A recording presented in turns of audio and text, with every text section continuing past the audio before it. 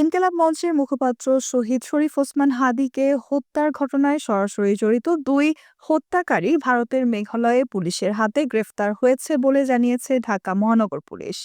রোববার DMP media সেন্টারে আয়োজিত এক সংবাদ সম্মেলনে এসব জানান ঢাকা মেট্রোপলিটন পুলিশের অতিরিক্ত police commissioner S Mohammad Nazrul ইসলাম।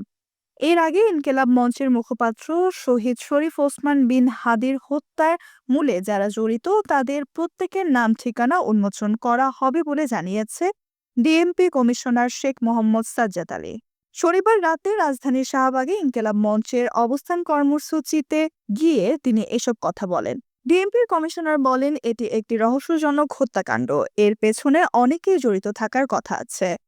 আমরা এই ঘটনায় এখন পর্যন্ত ১০ জনকে গ্রেফতার করেছি। হত্যাকাণ্ডের পেছনে যারা জড়িত তা উদ্ঘাটনে জোর চেষ্টা চালাচ্ছি। Nusrat Jahan, AVN news desk.